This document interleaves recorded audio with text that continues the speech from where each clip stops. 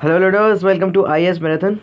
सो last season में काफ़ी कुछ देखा था हमने, ठीक है। बैटल ऑफ प्लासी और इसका हमने एनालिसिस किया था काफ़ी अच्छे से, ठीक है। I hope you like it and in this particular lesson we are talking about 3 Carnatic wars. इसके अलावा अफगान वॉर्स, जितनी भी चीज़ें हैं ना जो जिसने ब्रिटिश फाउंडेशन को ले किया इंडिया के अंदर, वो हम यहाँ पे डिस्कस कर रहे हैं। ये हमारा चैप्टर 2 है, ठीक है। पूरी मॉडर्न इंडियन हिस्ट्री कवर करेंगे, बिल्कुल टेंशन की बात नहीं है, ठीक है। बस एंजॉय करो और पढ़ते रहो, ठीक है। यस, स्टार्ट करते हैं। यस, सो 3 कर्नाटिक वॉर्स। कर्नाटिक कौन सा रीजन है आपका? कर्नाटिक आपका, ठीक है, जो कर्नाटक वाला रीजन है नीचे, ठीक है, इन द साउथर्न पार्ट, ये है आपका रीजन जो आज का कर्नाटक वाला रीजन है। कर्नाटका, तेलंगाना, आंध्रा, ठीक है। सो वाला रीजन है। अब फॉर यहाँ पर स्टार्ट करते हैं हम। From humble beginning in trade, the English French companies were inevitably drawn into the politics of India। यानी कि स्टार्ट तो किया इनने, कैसे स्टार्ट किया इन्हें? ट्रेडर्स के तौर पर, है ना। लेकिन ये पॉलिटिक्स में बहुत ज़्यादा इनएविटेबली पार्टिसिपेशन इनका बढ़ता गया। किनका? सिर्फ इंग्लिश का ही नहीं, फ्रेंच का भी, ठीक है। क्योंकि जो इंग्लिश और फ्रेंच थे वो जानी दुश्मन थे बहुत सालों से, ठीक है। हमेशा से यूरोपियन कॉन्फ्लिक्ट्स के अंदर आपको जो दो इमेज सबसे बड़ी पार्टी मिलेगी वो इंग्लिश और फ्रेंच ही मिलेंगे, ठीक है। So in most of the European conflict of the 18th century, yes देखो यहाँ पर है ना, लिखा भी हुआ है, इंग्लैंड और फ्रांस जो है वो हमेशा अपोजिट साइड्स पे है। So India was one of the theatres of these Wars, क्योंकि इंग्लिश की और फ्रांस ने अपनी छोटी छोटी कॉलोनीज बना ली थी पर्टिकुलरली यहाँ पर, ठीक है। सो अब इन दिस कंट्री, यानी कि ये जो एंग्लो फ्रेंच राइवलरी है वो हम देखते हैं एज इन जो ऑस्ट्रियन वॉर ऑफ सक्सेशन हुआ था। आपको पता है वर्ल्ड हिस्ट्री में बहुत इंपॉर्टेंट पार्ट है ऑस्ट्रियन वॉर ऑफ सक्सेशन, ठीक है। ये बहुत बड़ा मेजर एम्पायर था उस टाइम का भी। और यहाँ से लेकर के फिर 7 ईयर्स वॉर जो ब्रिटेन में होता है, ठीक है। सो 7 ईयर्स वॉर वो होता है बिटवीन आपका फ्रांस और आपका ब्रिटिशर्स, ठीक है। इसमें आपका जो है फ्रांस हार जाता है, ठीक है, लेकिन बहुत ज़्यादा डेट में चल जाता है आपका ब्रिटेन भी, ठीक है। तो ये काफ़ी इंपॉर्टेंट है, कहीं बताऊँगा आपको मैं, है ना। सो स्टार्ट करते हैं। जो हमारा फर्स्ट कर्नाटिक वॉर है, देखो याद रखना बहुत ही इंपॉर्टेंट है। ये डेट्स जो है ना, ये ईयर्स किन किन के बीच में है, ये थोड़ा सा इंपॉर्टेंट हो जाता है आपके, क्योंकि जो कॉन्टेक्स्ट है जब हम एनालिसिस करते हैं तो ये बहुत इंपॉर्टेंट रहता है आपके लिए। तो कुछ फैक्ट्स याद रख लो ना, है ना, तो रखना चाहिए कुछ फैक्ट्स याद। सो first Carnatic war was an extension of the Anglo French war in Europe. यानी कि आप इतना समझो कि जो एंग्लो फ्रेंच वॉर चल रहे थे यूरोप के अंदर, उसी का एक्सटेंशन था। अगर वहाँ पर लड़ाई करेंगे तो कॉलोनीज में भी होगी, ठीक है। सो वहाँ पर ऑस्ट्रियन वॉर ऑफ सक्सेशन चल रहा था, ये बहुत इंपॉर्टेंट बात है, ठीक है। 1740 में वहाँ पर ये ब्रोक आउट हुआ था। अब यहाँ पर जो बैटल हुआ था, बैटल ऑफ सेंट थॉम, बहुत इंपॉर्टेंट, बैटल ऑफ सेंट थॉम हुआ था फ्रेंच और इंडियन फोर्सेस ऑफ अनवरुद्दीन। तो याद रखना किस किस के बीच में, जो आपका फ्रेंच है और अनवरुद्दीन कौन था? नवाब ऑफ कर्नाटिक, ठीक है। तो इसके बीच में हुआ था ये। तो 1744 से 49 के बीच में। तो ये याद रखना कि फर्स्ट कर्नाटिक वॉर किसका पार्ट है बेसिकली, यहाँ पर ये जो फ्रेंच और इंडियन फोर्सेस जो अनवरुद्दीन है, ठीक है, सो उसके बीच में हुआ था। So first Carnatic war was come to an end with the termination of the hostilities in the Europe, ठीक है। सो ये कम हुआ जब आपके ट्रीटी ऑफ एक्सला चापेल है, ठीक है, एक्सला चापेल, ये आपका बेसिकली फ्रेंच टर्म है। तो यहाँ पर ये ट्रीटी की गई थी यूरोप में, ठीक है। तो उसके रिएक्शन में यहाँ पर ये वाला जो कर्नाटिक वॉर था वो टर्मिनेट किया गया था, यस, और एंड हुआ गया था यहाँ पर, ठीक है। सो इसमें वही सिंपल बात, जो ऑस्ट्रियन वॉर ऑफ सक्सेशन था उसका यहाँ पर क्लैरिफिकेशन हो गया था, कंक्लूजन किया जा चुका था उसका according to the treaty of the Aix la Chapelle in 1748। तो ये रखना under the terms of the treaty में जो मद्रास था। अब इंडिया में इस ट्रीटी का क्या फ़र्क पड़ा, ये वाली जो ट्रीटी करी ना हमने, तो उसमें ये था कि जो मद्रास था वो देना पड़ा आपको, इनको वापस से इंग्लिश को, ठीक है। सो ये मद्रास किसको देना पड़ा? इंग्लिश को, क्योंकि इंग्लिश जीते थे यहाँ पर। अब first round of the struggle was drawn one on the land French superiority had clearly displayed. तो ये तो बात बहुत इंपॉर्टेंट है आपके लिए कि फ्रेंच सुपीरियरिटी यहाँ पे बहुत ज़्यादा जो है डिस्प्ले मतलब क्लियरली डिस्प्लेड हो गई थी यहाँ पर, है ना। अब the English had failed to defend the Madras and unsuccessfully conducted the land come sea operation against the Pondicherry. अब यहाँ पर वो क्या रहा था कि जो इंग्लिश थे वो मद्रास को डिफेंड कर पाने में वो काफ़ी ज़्यादा फेल हो चुके थे, है ना। और बहुत सारे इन्होंने ऑपरेशन किए, लैंड कम सी, यानी कि लैंड पर भी किए गए, सी पे भी किए गए, ठीक है। पौंडीचेरी के अलग, मतलब पौंडीचेरी के अगेंस्ट। अब पौंडीचेरी किसकी कॉलोनी थी, किसका सेटलमेंट था यहाँ पर? फ्रेंच का, है ना। सो यहाँ पर अब ये जो वॉर था ना, वो हमको ये जरूर पता चलेगा कि नेवल की इंपॉर्टेंस कितनी ज़्यादा है, ठीक है। इंडिया में अगर आपको कहीं पे पावर कैप्चर करना है तो लेवल की इंपॉर्टेंस बहुत ज़्यादा है, ठीक है। सो इससे ये पता चल गया एंग्लो फ्रेंच कॉन्फ्लिक्ट जो डेक्कन में हुआ था, ठीक है। तो ये बात हमेशा याद रखना, फर्स्ट कर्नाटिक वॉर के अंदर कौन सी ट्रीटी हुई थी? Treaty of Aix la Chapelle. कहाँ से? आपका 1748।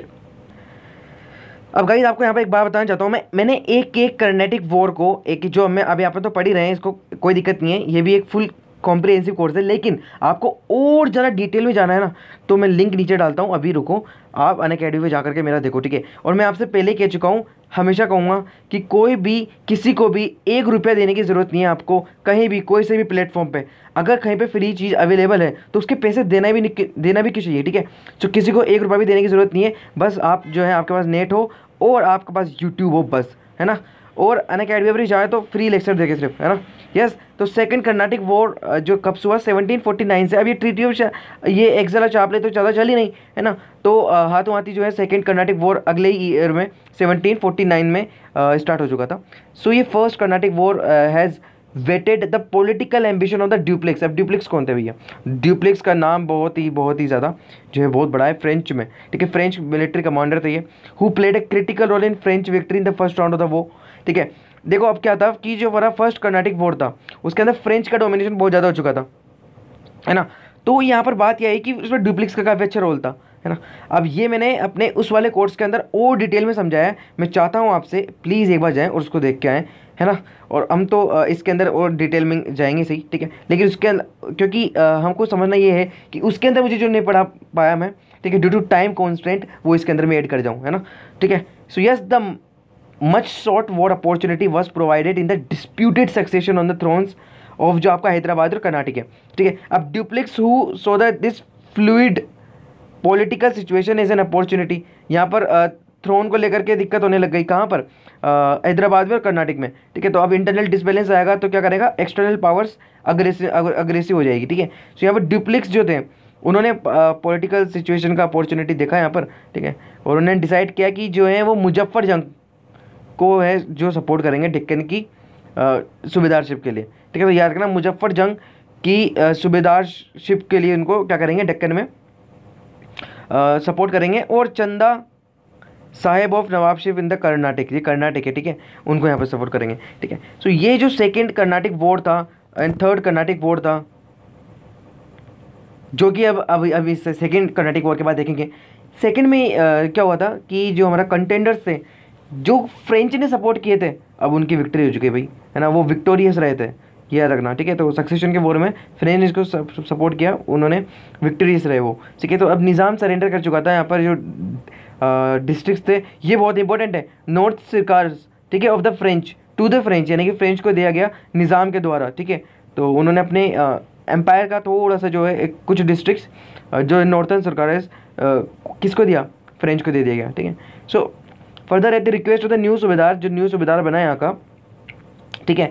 सो उन्होंने क्या किया कि French army under an able officer Bussy, याद रखना बस्सी, तो इन्होंने काफ़ी बहुत ही एबल ऑफिसर थे फ्रांस के, ठीक है, वो स्टेशन एट दी हैदराबाद, उनको हैदराबाद में रखा, ठीक है। तो ये बहुत इंपॉर्टेंट बात है, कौन है? बस्सी, इन्हीं के नेतृत्व में लड़ाई लड़ी गई। The stationing of this army insured the security of the French interest, यानी कि जो फ्रेंच इंस्टॉलेशंस किए गए हैं, इस्टेब्लिशमेंट्स हैं वहाँ पर, तो उनकी सिक्योरिटी को इंश्योर करने के लिए बस्सी को रखा यहाँ पर। अब चंदा साहिब बना गया कर्नाटक का क्या आपका जो नवाब, ठीक है। सो अब यहाँ पे ड्यूप्लेक्स ने क्या किया, मतलब वो ड्यूप्लेक्स जो था इस टाइम पे इनके हाइट पे था वो, ठीक है। ड्यूप्लेक्स को वैसे वापस बुला भी ले गया था, ठीक है, फ्रांस में, ठीक है। बहुत सारी कॉन्फ्लिक्ट्स हो चुके थे, और वो कॉन्फ्लिक्ट्स क्या थे, हाँ, वो मैंने बहुत ही अच्छे से समझाया उस वाले लेसन में, है ना, उस वाले कोर्स में। So meanwhile the English company defeated the French forces at the Tiruchirappalli. देखो अब इंग्लिश कंपनी ने फ्रेंच को हरा भी दिया आखिरकार, और जो है और जो क्या करा, seal the fate of the Dupleix. अब इसी कारण जो इसका बहुत नुकसान हो चुका था फ्रेंच का यहाँ पर, ठीक है। सो एक ये भी कारण था कि ड्यूप्लेक्स का जो फेट यहाँ पर वो सील किया गया, मतलब डिफीट विलिंग को बहुत बड़ी, ठीक है। तो इनको वापस बुला भी गया था वापस, है ना। सो अब प्रोविजनल पीस ट्रीटी यहाँ पर साइन की गई between the two companies. A second round of the conflict also prove to be inconclusive, ठीक है। सो ये हमको जो है जानने को मिला। थर्ड कर्नाटक वॉर भी कोई सेपरेशन में नहीं हुआ गाइस, वही जो इंग्लिश और फ्रेंच की राइवलरी थी, स्ट्रगल चल रहा था यूरोप में, बस उसी का ही एक इको था। इको यानी कि पता है ना आपको, गूंज, बहुत लंबी गूंज, ठीक है। तो ये बस उसी का ही एक इफेक्ट था, ठीक है। तो कोई भी डिफरेंट और सेपरेशन नहीं था इस अभी तक हम जो पढ़ते आ रहे थे फर्स्ट, सेकेंड और थर्ड में। यस, अब the outbreak of the 7 years war is, याद रखना सेकेंड वाला जो था वो वॉर्स ऑफ सक्सेशन की वजह से जो इंडिया में था, हैदराबाद वगैरह और जो कर्नाटक है, याद रखना। लेकिन जो फर्स्ट था वो इको था आपका Australian Wars of succession. Third जो है वो आपका वो भी same, the outbreak of the 7 years of war. ठीक है, तो बहुत इंपॉर्टेंट बात बता रहा हूँ यहाँ पर मैं आपको। ठीक है, अब जब 7 years और वॉर छिड़ा किन के बीच में, फ्रांस और इंग्लैंड के बीच में, तो यहाँ पर उसका भी इको सुनाई दिया यहाँ पर, है ना, तो उसका इम्पैक्ट पड़ा यहाँ पर। अब यहाँ पर एक शॉर्ट पीस की गई between the English companies in India. अब कॉन्क्वेस्ट ऑफ बंगाल इन 1757, आपको पता है भी तो 1757 की फाइट करके आए हुए हैं ये, है ना, तो आपको पता है 1757 में, बताओ उसका नाम बताओ, है ना, मैंने अभी आपको बताया था लास्ट सीजन में। ठीक है, place at the disposal of the English the immense riches of the Bengal. अब यहाँ पर फ़ायदा हुआ अंग्रेजों का, मरे कोई लोग नहीं, प्री डिसाइडेड वॉर था, खजाना हाथ लग गया बंगाल का, दीवानी राइट्स हाथ लग गए, है ना, मतलब टैक्स भी वसूलने लग गए थे। With that financial stick they could beat the French effectively in the south. इतना पैसा आ गया कि अब तो भैया जो है फ्रेंच को आसानी से हराया जा सकता है, इतना पैसा था इनके पास। ठीक है, यस। अब यहाँ पर आता है कि third and the final round of the struggle prove decisive, तभी तो फोर्थ कहाँ हुआ आपका, है ना। सो यहाँ पर बात आती है कि जो पौंडीचेरी था और कुछ जो अदर फ्रेंच सेटलमेंट्स थे were no doubt return to the French by the treaty of the Paris. अब ट्रीटी ऑफ द पेरिस की गई यहाँ पर, है ना, तो इंस्टॉलमेंट्स और जो सेटलमेंट थे फ्रेंच के उनको हटाना पड़ा। But these were never be the fortified, है ना, ये बहुत इंपॉर्टेंट बात है कि फोर्टिफाइड कभी किए ही नहीं गए थे। ठीक है, thus the French political ambition come to an end. Neither Alexander the Great or nor Napoleon could have won the empire of India by starting from Pondicherry as a base and contending with the power which held Bengal and command the sea. Yes, ये बात याद रखना कि चाहे Europe में हो या France का कोई भी बड़ा लीडर, चाहे नेपोलियन ही क्यों ना हो, वो एम्पायर ऑफ इंडिया को जीत नहीं पाया, ना एलेक्जेंडर जीत पाया था। ठीक है, अब ये बहुत ही इंपॉर्टेंट स्टेटमेंट है, यहाँ पर आप चाहो तो इसको अपने आंसर में मेंशन कर सकते हो। ठीक है, अब यहाँ पर ये बहुत इंटरेस्टिंग चीज़ बताने जा रहा हूँ मैं कि फेलियर हुए क्यों। फ्रांस अगर हारा, फ्रेंच यहाँ पर अगर हारे, तो उनका फेलियर के कारण तो होंगे कुछ ना कुछ। बिल्कुल है जी, कारण ये है कि फ्रेंच तो अपना जो इन्होंने जो कॉन्टिनेंटल प्री ऑक्यूपेशन किया हुआ था, किस तरीके से, क्योंकि यूरोप में इनके बहुत ज़्यादा कॉलोनीज थी, है ना, अफ्रीका में भी थी और मिडिल ईस्ट में भी थी, तो यहाँ पर ये उन यूरोपियन कॉन्फ्लिक्ट्स में और यूरोपियन पॉलिटिक्स में बहुत ज़्यादा जो है इन्वॉल्व रहा था। ठीक है, बहुत बिजी तो वहीं पर ही थे ये। अब आपको पता है कि फ्रेंच को उनकी गवर्नमेंट इतना सपोर्ट नहीं करती थी जितना ब्रिटिशर्स को करती थी। ठीक है, तो ये खुद कंसंट्रेट ही नहीं कर पाते थे। ये जो ओरिएंटल यानी कि जो आपका ईस्ट वाला पार्ट है, यानी कि जो हमारा जो एशिया है। ठीक है, तो यहाँ पर अपनी इन वाले प्रोस्पेक्ट्स को तो ये कॉन्सनट्रेट कर ही नहीं पाते थे। अब यहाँ पर उसके बाद इम्पैक्ट ऑफ जो इंग्लिश सक्सेसेस हुई थी बंगाल में, है ना, ड्यूप्लिक्स का made an cardinal blunder in looking for the key of India in Madras and Clive sought and found it in the Bengal। तो ये याद रखना कि ड्यूप्लेक्स की जो उन्होंने ब्लेंडर किया था, उसका जो क्लाइव था, क्लाइव हमेशा जीता हुआ था यहाँ पर, है ना। हालांकि वर्ल्ड हिस्ट्री में इनका बहुत पूरा रिकॉर्ड था, चलो वो कभी फिर और बताऊंगा मैं। तो याद रखना कि फ्रेंच जो है यूरोपियन पॉलिटिक्स में कुछ ज़्यादा उलझ करके रह गया था। सेकंड है कि जो ऑर्गेनाइजेशन थे दोनों कंपनीज में, बहुत ज़्यादा फर्क था उनका। फाइनेंशियली देखे तो इंग्लिश कंपनी बहुत रिच थी, है ना, और फ्रीडम थे इनके बाद डिसीजन लेने के। मैंने कहा गवर्नमेंट से ज़्यादा रेस्ट्रिक्शन लगाए नहीं गए थे यहाँ पर। लेकिन फ्रांस में तो गवर्नमेंट इंटरफेरेंस इतना ज़्यादा था, सपोर्ट भी नहीं करती थी, ना फाइनेंशियली ना पॉलिटिकली। ठीक है, उसके अलावा role of navy, English navy तो बहुत बहुत बहुत पावरफुल हो चुकी थी यहाँ पर। सुप्रीम नेवल पावर बोलते थे पूरे वर्ल्ड में इनको। ठीक है, तो याद रखना। सो नेक्स्ट है हमारे जो एंग्लो मराठास वॉर्स क्यों हुए थे। यहाँ पर 3 एंग्लो मराठास वो लड़े गए। ठीक है, सो यहाँ पर आ रहा है एंग्लो यानी कि ब्रिटिशर्स आपके। तो हम क्या पढ़ रहे हैं, मेन टॉपिक क्या है हमारा, चैप्टर 2 क्या है, foundation of the British in India. ठीक है, फाउंडेशन किस तरीके से पड़ा उनका। ठीक है, तो हमने यहाँ पर एंग्लो मराठा वॉर देख लिया, बैटल ऑफ द प्लासी देख लिया, बंगाल जीत चुके हैं, फ्रांस को हरा चुके हैं। अब यहाँ पर बात आती है कि मराठास के किस तरीके से उलझे ये, और उलझे फिर उनको किस तरीके से इन्होंने उलझाया, फिर ये हार चुके थे। ठीक है, जो आपके मराठास थे। अब फर्स्ट एंग्लो मराठा वॉर देखो यहाँ पर, जो फर्स्ट एंग्लो मराठा वॉर था वो आपको हुआ था 1775 से लेकर के 1782 तक। ठीक है, तो बहुत इंपॉर्टेंट डेट है कि 1775 से लेकर के 1782 तक ये लड़े थे यहाँ पर। अब बॉम्बे गवर्नमेंट ने यहाँ पर होप किया था कि महाराष्ट्र को एक मतलब डुअल टाइप में बनाया जाए, डुअल गवर्नमेंट किया जाए। ठीक है, जैसा कि क्लाइव ने किया था बंगाल में, बिहार में और उड़ीसा में। ठीक है, आपको पता है उस टाइम का बंगाल कितना बड़ा हुआ करता था। आप अगर आज का बंगाल समझ रहे हो तो ये बहुत ही बड़ा मिसकंसेप्शन है, क्योंकि उस टाइम पे आसाम पूरा आपका नॉर्थ ईस्ट, बंगाल ये आता था, थोड़ा सा नॉर्थ ईस्ट छोड़ करके। ठीक है, बांग्लादेश पूरा आता था इसके अंदर। ठीक है, म्यांमार को बॉर्डर टच करती थी। यस, तो ये याद रखना। उसके अलावा बिहार और उड़ीसा तक भी क्या थे, इनके जो डुअल गवर्नेंस थे जो क्लाइव लेकर आया था, ठीक है। तो इस तरह से ही कुछ आता था, ये महाराष्ट्र में भी करना। यस, अब यहाँ पर जो म्यूचुअल डिफरेंस था मराठास लीडर्स के अंदर, उन्होंने मतलब जो बहुत बड़ी दिक्कत होती है जब म्यूचुअल डिफरेंस होते हैं ना मराठा लीडर्स, जैसे कोई भी लीडर के अंदर, कोई भी ग्रुप के अंदर, तो कंपनी को यहाँ पर अपॉर्चुनिटी मिल गई कि वो किस तरीके से यहाँ पर इंटरफेरेंस करे, ठीक है, किस तरीके से डिवाइड एंड रूल की पॉलिसी को यहाँ पर इम्प्लीमेंट करें, ठीक है। सो यहाँ पर फोर्थ पेशवा थे, पेशवा माधव राव, ठीक है। ये बहुत ही वीर योद्धा थे, Peshwa Madhav Rao died in 1772। The fifth Narayan Rao succumbed to the intrigues of his uncle Raghunath Rao, ठीक है। अब यहाँ पर जो फिफ्थ थे, उसके बाद जो फिफ्थ पेशवा बने आपके, वही से यहाँ पर जो थे आपके पेशवा बनने के एक हम कहते हैं ना क्लेमेंट, जो क्लेम करता है। उसके अलावा रघुनाथ राव वो भी क्लेम कर रहे थे, ठीक है। तो यहाँ पर कॉन्फ्लिक्ट होगा नहीं होगा, बिल्कुल होगा। अब बिल्कुल होगा तो कौन आएंगे यहाँ पर, गोरे लोग। गोरे कौन, आपके ब्रिटिशर्स, यस। तो ब्रिटिशर्स यहाँ पर आए, ठीक है। तो उन्होंने ब्रिटिशर्स का इंटरफेरेंस हुआ, रघुनाथ राव ने यहाँ पर क्लेम किया कि गद्दी पे तो मैं भी बैठ सकता हूँ। अब यहाँ पर जो है जो नारायण राव थे, नारायण राव की जब यहाँ पर डेथ हुई थी, तो उनका मतलब क्या हुआ कि उनके birth of a posthumous son to the Narayan Rao drove Raghunath Rao to the point of desperation and he signed with the Bombay government the treaty of सूरत। अब यहाँ पर जो थे पोस्टमसली जो नारायण राव के बेटे थे, ठीक है, उन्होंने उनका क्या हुआ कि जो रघुनाथ राव था उनको पता चल गया कि अब जो है इनका बनना मुश्किल है, तो इन्होंने बॉम्बे गवर्नमेंट के साथ ट्रीटी ऑफ सूरत कर ली, ठीक है। अब ट्रीटी यानी कि ब्रिटिशर्स के साथ ट्रीटी कर ली इन्होंने, क्योंकि ये चाहते थे कि इनको मिल जाए गद्दी, इंग्लिश इनकी मदद करे ट्रूप्स भेज करके, ठीक है। तो रघुनाथ राव ने ट्रीटी साइन कर ली, याद रखना, रघुनाथ राव ने ट्रीटी साइन कर ली आपके जो है ट्रीटी ऑफ सूरत अंग्रेजों से, ठीक, ताकि वो ट्रूप्स भेजे और ये हमला करके इनको जो है गद्दी से हटा सके और गद्दी पा सके। हाउएवर इसी टाइम पे क्या होता है कि जो ब्रिटिशर्स थे वो प्रूव्ड प्री मिच्योर, ठीक है, बहुत ज़्यादा प्री मिच्योर जो है अटैम्प्ट साबित हुए। In the war that followed fortune wavered on both sides till the two parties realise the futility of the struggle by concluding a peace at Salbai. कुछ भी इनका जो है इतना कोई खास, इन्होंने दोनों ने सोचा कि जो है कि इनका क्या होगा कि नुकसान बहुत ज़्यादा है, बट बहुत बड़ी मात्रा में फ्यूटिलिटी होगी यहाँ पर, ठीक है। तो सालबाई में यहाँ पर एक ट्रीटी होती है on the basis of mutual restitution of each others territory, यानी कि दोनों की टेरिटरीज कौन, जो आपकी गवर्नमेंट है, ट्रीटी ऑफ बॉम्बे गवर्नमेंट और आपके मराठा, ठीक है। तो उनका रेस्टिट्यूशन किया गया टेरिटरीज का, ठीक है। अब इट प्रूव्ड ड्रॉन स्ट्रगल, बहुत ही ड्रॉन स्ट्रगल साबित हुआ है। Both sides had taste of each others strength which ensured mutual respect and peace for the next 20 years. तो ये बात बहुत इंपॉर्टेंट है, अनडिसिसिव था ये भी, लेकिन अगले 20 साल तक इन्होंने अपनी स्ट्रेंथ को काबिल बनाने के लिए, क्योंकि दोनों को पता चल गया था कि दोनों पावरफुल है और अगर पीस रखेंगे तो ही सर्वाइव कर पाएंगे इस तरीके से। इसी तरीके से अब हम 1803 यानी 1803 से 1806 तक जो सेकंड एंग्लो मराठा वॉर था, ये काफ़ी इंपॉर्टेंट है, इसको ध्यान से समझना।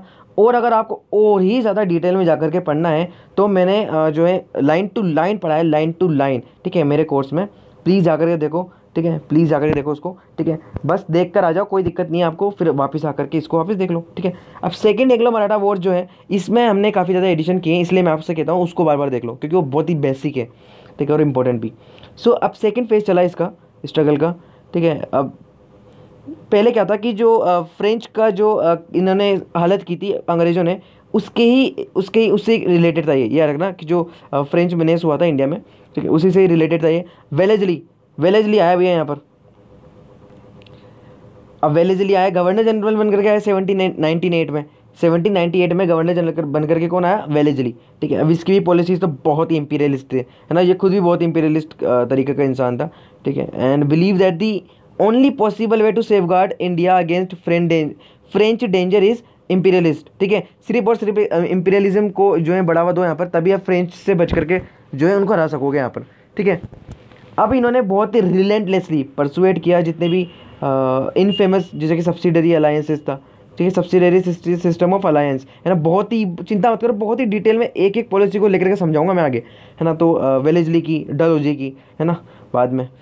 सो the Maratha refuse all the offers of the governor general. अब इन्होंने मतलब मराठास को मतलब ऑफर दिए गए गवर्नर जनरल के थ्रू, ठीक है, लेकिन उन्होंने रिफ्यूज़ कर दिया, ठीक है, कि सब्सिडरी अलायंस करें तो क्यों साइन क्यों करें आपके साथ। तो वेलेजली ने फिर एक ट्रैप लगाया एक ट्रैप लगाया इंटरनल डिफरेंसेस और क्रिमिनल सेल्फ सीकिंग का, इनका जो है एक बहुत ही रुतलेस पॉलिसी थी ये वाली। मार्च में क्या होता कि नाना फडणवीस जो पूना के क्या थे, सीएम, ठीक है, पूना के सीएम थे नाना फडणवीस, ठीक है, उनकी जो है डेथ हो जाती है। With him the remark the colonel Palmer the British resident at Poona departed all the wisdom and moderation of the Maratha government. ये बहुत ही रुतलेस थिंग थी कि नाना फडणवीस की यहाँ पर डेथ हो चुकी है, ठीक है। तो यहाँ पर क्या कहते हैं वो, सुनो, ये जो कर्नल पाल्मर था, पाल्मर कौन, जो वहाँ का ब्रिटिश रेजिडेंट था। ब्रिटिश अपना एक रेजिडेंट लगा दिया करते थे सारी जो जितने भी यहाँ पर एम्पायर होते थे छोटे छोटे, ठीक है, जितने भी यहाँ पर जो होते थे ना राजा वगैरह, उनके कोर्ट्स में एक अपने क्या लगाते थे, ब्रिटिश रेजिडेंट, जो सब पे ध्यान रखता था, ठीक है। सो इन्होंने क्या कहा कि जैसे नाना फडणवीस की डेथ हुई, विद हिम जितनी भी विजडम और मॉडरेशन थी मराठा गवर्नमेंट की, सब खत्म हो चुकी थी, ठीक है। अब यहाँ पर क्या होता है, देखो अब अभी तक हम वॉर में पहुंचे नहीं है, याद रखना। 1801 में पेशवा जो है वो विट्टू जी को मार देते हैं बहुत बुरी तरीके से, विट्टू जी को यहाँ पर मार देते हैं। विट्टू जी कौन है आपके, विट्टू जी हैं आपके Jaswant Rao Holkar. Holkar is an another family of the Marathas. Different different families होती है ना, जैसे कि आपके पेशवा थे एक तरफ होलकर थे, एक तरफ सिंधिया थे, है ना, इस तरीके से। तो ये आपके विट्टू जी जसवंत सिंह के भाई थे। अब इसके पीछे भी बहुत लंबी चौड़ी स्टोरी है गाइस, वो स्टोरी मैंने अपने उस वाले कोर्स में समझाया है। देखो यहाँ पर कॉन्स्पिरेसी की गई थी बहुत बड़ी वाली, ठीक है, और इनको यहाँ पे पता चला था, तो इस तरीके से हुआ था यहाँ पर। तो वो आप उसमें जाकर देख लेना मेरे कोर्स में, चिंता मत करो, बिल्कुल बहुत ही अच्छे से बताया मैंने इसके अंदर, ठीक है। This brought the Holkar with the large army in the field against the Peshwa and combined troops of the Peshwa and the Scindia were defeated. तो ये बहुत ही बड़ी बात थी कि होलकर जो थे वो पेशवा की, जो पेशवा और उसके अलावा जो सिंधिया थे उनके खिलाफ लड़ने गए यहाँ पर, पेशवा एंड सिंधिया, और जो है डिफीट किया गया यहाँ पर जो है 1802 में हादपसर में, ठीक है, हादपसर में नियर पूना में। अब Holkar placed Vinayak Rao the son of Amrit Rao ने गद्दी होता पेशवा। होलकर जीत चुके थे यहाँ पर, अब होलकर ने क्या किया, पेशवा की गद्दी पर बैठा दिया विनायक राव के बेटे को, विनायक राव सन ऑफ अमृत राव का बेटा था आपके विनायक राव, ठीक है। तो पेशवा की गद्दी पर उसको बैठाया। तो यहाँ पर बाजीराव राव सेकंड जो थे, बाजीराव फर्स्ट की बात नहीं कर रहा हूँ मैं, बाजीराव सेकंड की बात कर रहा हूँ। बाजीराव फर्स्ट आपके जो बाजीराव बल्लाड़ थे वो, ठीक है, यस वही वाले, ठीक है। तो बाजीराव सेकंड है, वो भाग के चले गए यहाँ पर, ठीक है, बसिन में। फिर 1802 में इन्होंने ये जो बहुत ही जो है ये बुरी बात है कि बाजीराव सेकंड गए, उन्होंने साइन की treaty of perpetual and general alliance, ठीक है, मतलब ब्रिटिशर्स के साथ फिर इन्होंने एक अलायंस किया कि आप मेरी मदद करो, मुझे गद्दी दिलाओ, और इस तरीके से तो फिर इंग्लिश का डोमिनेंस तो टोटल इंटरफेरेंस तो पूरा होना ही था यहाँ पर, ठीक है। अब यहाँ पर इस ट्रीटी में बोला क्या जाता है, ये ज़रूरी बात है। अब इस ट्रीटी में बोला ये जाता है क्योंकि देखो अब वॉर का भी स्टार्ट होगा मराठा के बीच में, जब कंपनी अपनी आर्मी लेकर के आएगी, है ना। तो यहाँ पर बेसिकली यहाँ पर इसमें बोला जाता है कि पेशवा जो हैं वो एग्री करते हैं कंपनी का जो परमानेंट रेगुलर नेटिव इन्वेंट्री है उसको रखेंगे अपने पास, ठीक है। पहला तो ये, दूसरा क्या है भैया, देखो पहला हम यहाँ पर मार्क कर लेते हैं। सेकंड है कि जो पेशवा थे, Peshwa agree to cede its perpetuity to the company's territory yielding an income of 26 lakh of rupees. तो ये बहुत ही बड़ी बात हुई थी कि जो पेशवा थे उन्होंने अपनी परपेचुइटी को, मतलब एग्री किया गया कि अपनी परपेचुइटी को में सीड करेंगे टू द कंपनीज टेरिटरी और 26 लाख रुपए के बदले में, ठीक है। अब आप सोच रहे हो परपेचुइटी का मतलब होता है अनंत काल तक, यानी कि इन्होंने कोई डेट फाइंड नहीं करी, डेट को इन्होंने यहाँ पर स्टेट नहीं किया गया किसी भी तरीके का डेट यहाँ पर, ठीक है। कंपनी की टेरिटरी को यील्ड किया जाएगा यहाँ पर, ठीक है, in return of 26 lakh of income rupees, ठीक है। सो ये उसके बाद तीसरी थी यहाँ पर Peshwa also surrender the city of Surat to the Britishers, यानी कि सूरत का एडमिनिस्ट्रेशन टोटल दे दिया जाएगा, सरेंडर ही कर दिया जाएगा पूरी सूरत सिटी को टू दी ब्रिटिशर्स, यस। उसके बाद आती है आपकी the Peshwa agreed to give up all claims for the chauth और द निज़ाम्स डोमिनियन। देखो निज़ाम जो थे, ठीक है, उनको ब्रिटिशर सपोर्ट करते थे, तो यहाँ पर जो था वहाँ पर चौथ वसूल करते थे, चौथ और सरदेश मुखी वसूल करते थे आपके मराठा, है ना, मराठा चाहे पेशवा हो चाहे आपके मराठा से पहले जो, ठीक है। तो वो यहाँ पर चौथ और सरदेश मुखी करते थे in return to their safety provide by the Marathas, क्योंकि ये फाइटर्स थे तो ये सेफ्टी देते थे, उसके बदले में ये लेते थे। तो इन्होंने कहा था कि चौथ नहीं लोगे आपके निजाम के एरिया से, तो इन्होंने कहा ठीक है भैया, ठीक है, क्योंकि मानना तो हर बात पड़ेगी, आर्मी चाहिए, गद्दी चाहिए पेशवा बाजीराव को, है ना। सेकंड को Peshwa agreed to the company's arbitration in all differences between him and the Nizam. अगर निजाम और उसके बीच में कोई भी दिक्कत हुई तो आर्बिट्रेशन कौन करेगा, कंपनी, ठीक है। उसके बाद आती है आपकी जो Peshwa undertook not to keep in his employment Europeans any nation at war with the English, यानी कि अंग्रेज जिसके साथ भी लड़े हुए हैं यूरोप में या कहीं भी, उन यूरोपियन पावर्स को कोई भी एम्प्लॉयड नहीं करोगे आप अपने कोर्ट के अंदर, ठीक है। तो ये बात थी। तो टोटल बात क्या हुई कि जो सेकेंड एंग्लो मराठा वॉर था, power had been shattered through completely annihilated, यानी कि टोटल खत्म हो चुकी थी मराठा की पावर यहाँ से। और इंग्लिश होते हैं वो टोटल इंटरफेरेंस और जो है पूरी तरीके से और टोटल आ चुके थे in between the Marathas, Marathas and other states, ठीक है, जो नेबरिंग स्टेट्स उनके बीच में। अब यहाँ पे थर्ड एंग्लो मराठा वॉर में क्या हुआ, थर्ड एंग्लो मराठा वॉर भी देख लो, उसके भी बहुत साल बाद हुआ, 15 साल लगभग, ठीक है। तो 1817 से 1818 तक, ठीक है, 1817 से 1818 तक। तो गाइस यहाँ पर मैं आपको एक और बार बताना चाहता हूँ, क्योंकि ये बात ने बहुत ही दिल से और बहुत ही साफ शब्दों में आपसे कहना चाहता हूँ ये बात, ठीक है, कि प्लीज़ एजुकेशन के लिए आपको कोई पे करने की ज़रूरत नहीं है किसी को भी। अगर कोई देता है तो प्लीज़ आप वहाँ पर ना जाएं, ठीक है। मैं आपसे ये रिक्वेस्ट कर रहा हूँ, क्योंकि हर चीज़ अवेलेबल करा दूंगा मैं आपको, है ना। और अनअकैडमी जाओ तो सिर्फ फ्री लेसन देकर के आना, है ना। जैसे कि मैंने अभी आपको कहा, मेरा कोर्स मॉडर्न इंडियन हिस्ट्री का बहुत बेस्ट कोर्स है, उसको एक बार आप देख सकते हो, ठीक है, कोई चार्ज नहीं लेगा वहाँ पर, है ना, इस तरीके से। अब यहाँ पर आपकी बात आती है थर्ड एंग्लो मराठा वॉर की, ठीक है, 1817 और 1819 तक। तो third and the final phase of the struggle began with the coming of the Lord Hastings. अब यहाँ पर लॉर्ड हेस्टिंग आया भैया, गवर्नर जनरल बन के आया 1813 में। इन्होंने जो अग्रेसिव पॉलिसीज थी ना जो पुराने गवर्नर जनरल की, ठीक है, उनको क्या किया, उनका ही थ्रेड लेकर के उनको रिज्यूम किया, ठीक है। अब ये भी यही चाह रहा था कि ये जो ब्रिटिश पैरामाउंटेंसी है इंडिया में उसको प्रोक्लेम किया गया है, यानी कि इसका मतलब क्या होता है, इसका मतलब ये होता है कि जो ब्रिटिश डोमिनेशन है ना, उसको यहाँ पर एज अ पैरामाउंट की हमारी जागीर है, ठीक है, ये लैंड जो हमारी जागीर है, इस तरीके से। तो ये वही इंपीरियलिस्ट ख्यालात वाला लॉर्ड हेस्टिंग, ठीक है। अब the breathing time that Marathas had got after the Wellesley's recall, यानी कि जो 1805 में गया वो, ठीक है, 1805 में वेलेजली गया, ठीक है, रिकॉल जो था in 1805 was not utilize by them, यानी कि जो इतना टाइम मिल गया मराठास को तैयार होने का, वो इन्होंने काफ़ी अच्छे तरीके से यूटिलाइज नहीं कर पाए, ठीक है, अपने पावर को स्ट्रेंथन नहीं कर पाई है ना। बहुत ही ज़्यादा अपने ही कॉन्फ्लिक्ट्स में उलझे रहते थे। आपको बताऊंगा मैं मराठास की कभी कोई लेक्चर लेकर के आया तो बताऊंगा मराठास में कितने कॉन्फ्लिक्ट थे, खुद ही अपने हार का कारण बने थे। बाकी पावरफुल, बहुत पावरफुल थे, एक मराठा सैकड़ों लोगों में भारी पड़ते थे। अब हास्टिंग्स मूव अगेंस्ट द पिंडारीज, अब पिंडारीज पे भी धावा बोल दिया हास्टिंग ने आती, transgress the sovereignty of the Marathas cheap and 2 parties were drone into a war. तो ये बहुत बड़ी बात हुई यहाँ पर।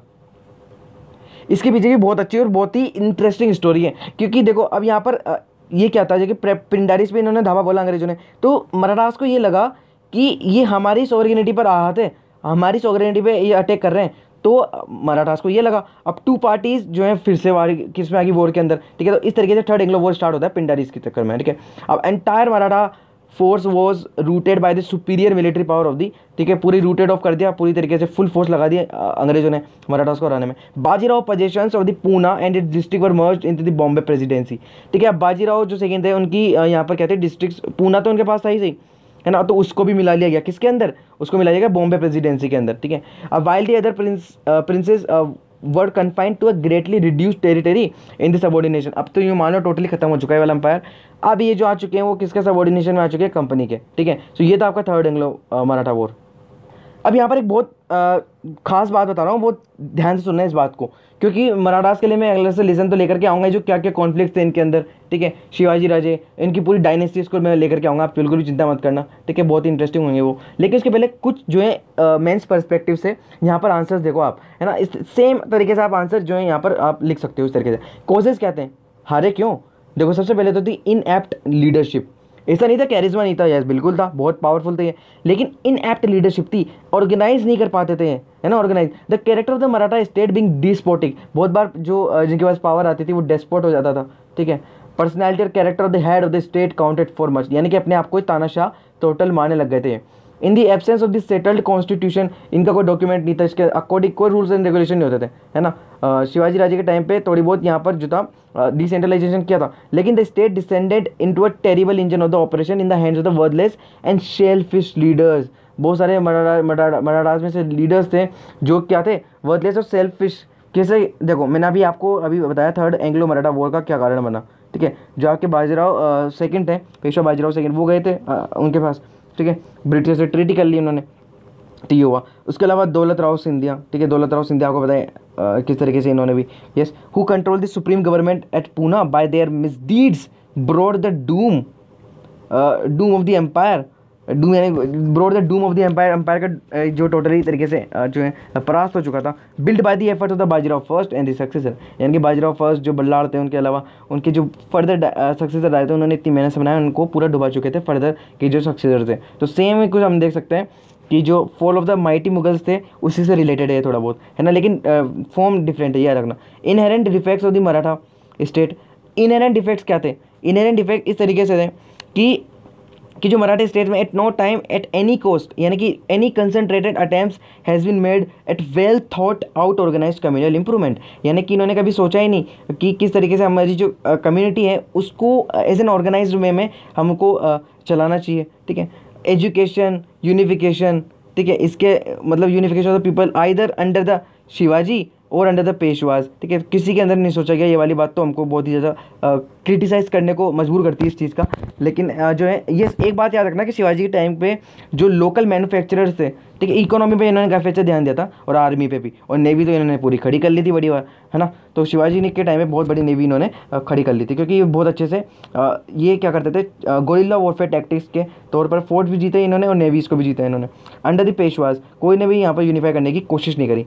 अब the cohesion of the people of the Maratha state was not an organic, अब कोई ऑर्गेनिक इनके अंदर कोहेजन नहीं था। कोहेजन मतलब जो है इनके बीच में कोई कोऑपरेशन कोऑर्डिनेशन था नहीं, ठीक है, but artificial, accidental and therefore precarious. अब जो एक्सीडेंटल और आर्टिफिशियल कोहेजन क्या करेंगे इनका, है ना, तो बहुत ही ज़्यादा प्रिकेरियस साबित हुआ इनके लिए।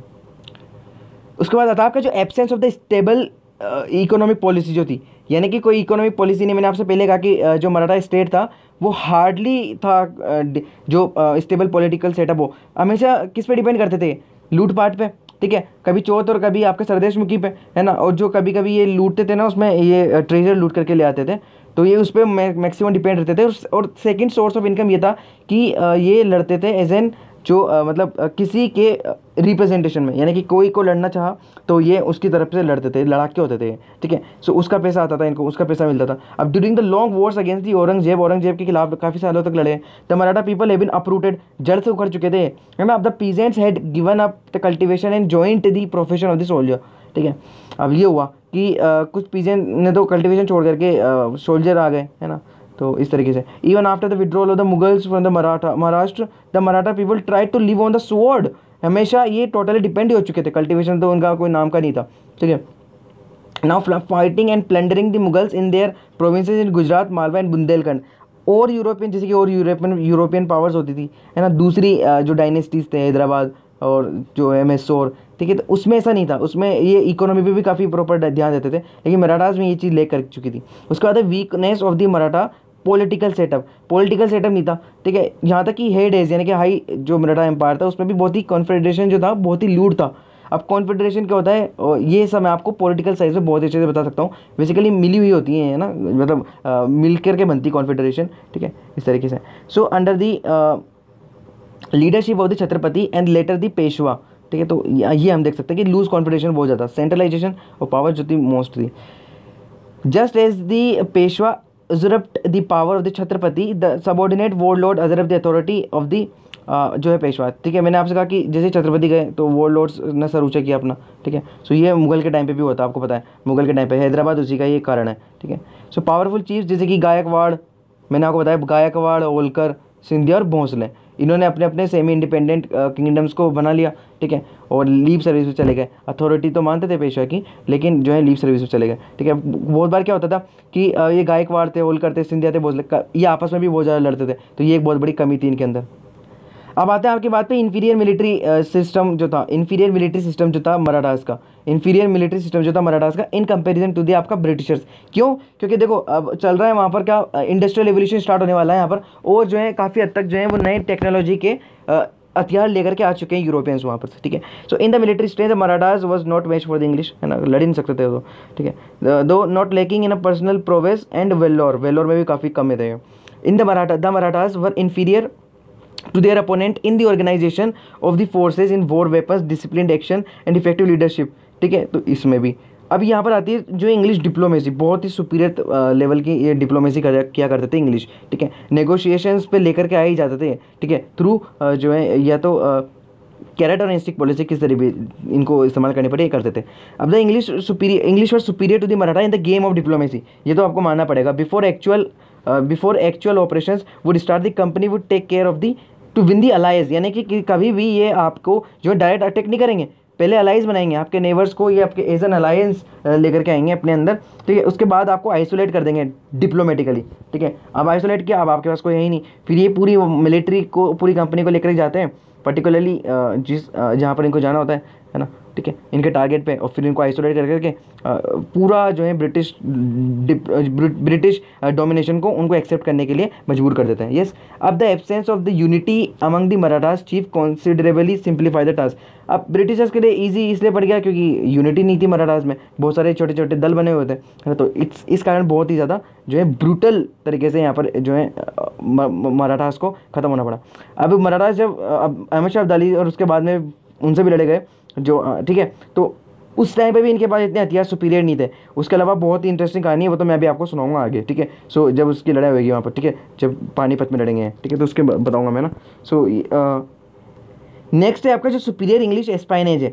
एस्पाइनेज का मतलब होता है जो स्पाई सिस्टम होता है आपका, जासूसी वगैरह करना, ठीक है। So the Marathas were careless about the military intelligence नहीं इनके पास। द मराठी हिस्टोरियन सरदेसी ने कहा, मराठी हिस्टोरियन है Sardesai points out that while every British officer who toured their country used his eyes and afterwards his tongue and the pen, and while a number of the Britishers could speak and understand the Maratha, the Marathas knew nothing about the England, about the British system of the government, about their settlements and the factories in India and outside, their character and the inclination, their arms and the armament. Perhaps even Nana Fadnavis did not at all possess such details in the Marathas were woefully ignorant, बहुत ज़्यादा जो है बहुत ही ignorant थे। अपने अहंकार जो होता है वो इनको लेकर डूबा, क्योंकि इंग्लिश होते हैं स्टडी करते थे, कहीं भी अपनी एनिमी की जाए तो ये स्टडी करते थे उनकी बहुत ही अच्छे से, ठीक है। यहाँ तक कि कोई इनके डिप्लोमेटिक मिशन भी आया ना तो वो भी एज एन एस्पाइनिश का काम करेगा, अदर देन दी आपका जो स्पाई सिस्टम था वो तो था ही थी। उसके अलावा progressive outlook of the English, अब प्रोग्रेसिव आउटलुक कैसा था, क्योंकि देखो मैंने आपको पहले बता दिया कि Europeans had emancipated from the shackles of the church and the divinism. वो divine theory of the king में भी नहीं मानते थे, ना मानते थे वो चर्च में, ठीक है। तो उनसे आगे बढ़कर के इन्होंने इनिशिएटिव लिए, were devoting their energies to scientific invention, extensive ocean voyages, यानी कितने बड़े शिप लेकर के आ सकते हो, कितनी कैनन्स उसके अंदर आप लगा सकते हो, आप लेकर के आओ, कितनी कॉलोनीज आप एक्विजिशन में ला सकते हो अपने, ठीक है, अपने अंडर कर सकते हो, तो वो करो। Indians were still wedded to the old dogmas in the notion. Marathas भी इसी तरीके से थे, ठीक है, बहुत ही ज़्यादा कंजर्वेटिव लुक में थे, ठीक है। ये भारी पड़ गया इन सबको, और इंग्लिश का ये प्रोग्रेसिव आउटलुक उनको इकोनॉमिक से भी सेपरेशन में ना आने दिया, और उन्होंने मिलिट्री डोमिनेंस भी साबित कर लिया अपना। अब यहाँ से देखो दो चीज़ बची है आपकी, फर्स्ट तो है, तीन चीज़ बची है देखो। एक तो है आपके एंग्लो मैसूर वॉर, ठीक है, एंग्लो मैसूर वॉर जो टीपू सुल्तान के साथ हुए थे, और उसके अलावा जो आपके सिंध वॉर्स हैं और पंजाब वॉर्स हैं वो, उसके बाद पॉलिसीज़, बस यही सारा चैप्टर आपका खत्म हो जाएगा अगले लेसन में, ठीक है। पूरी foundation of the British empire हम यहाँ पर खत्म कर लेंगे अगले लेसन में, ठीक है। तो प्लीज़ देखते रहो और जो है सपोर्ट करते रहो, ठीक है। तो सब्सक्राइब कर देना, नहीं रुकेंगे हम जब तक पूरा कंप्लीट नहीं कर लेंगे, ठीक है। पूरा यूपीएससी का सिलेबस अब खत्म करवा के ही दम लूँगा, जब भी रुकेंगे हम। डेली लेक्चर्स आएंगे, जितने हो सकेंगे मैक्सिमम उतना करके दिखाऊंगा आपको मैं, ठीक है। और यस, मैं एक आंसर राइटिंग इनिशिएटिव भी स्टार्ट कर रहा हूँ, प्लीज़ उसको देखना मत भूलना, ठीक है, उसको देखना मत भूलना। और किसी को पे करने की जरूरत नहीं है आपको, 1 भी रुपया, हर चीज़ अवेलेबल करा दूंगा मैं। टेलीग्राम पे ज्वाइन कर लेना, ठीक है, लिंक दे दूंगा नीचे। और जो आपको चाहिए मुझे आप मैसेज भी कर सकते हो, कोई दिक्कत नहीं है, ठीक है, कमेंट भी कर सकते हो, जरूर देखूंगा मैं, ठीक है।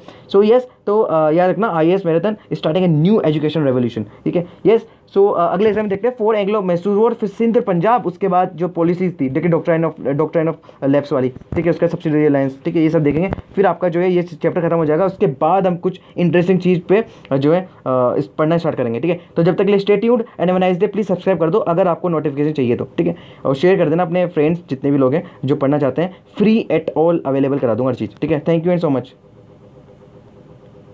ठीक है, मिलते हैं अगले लेसन में।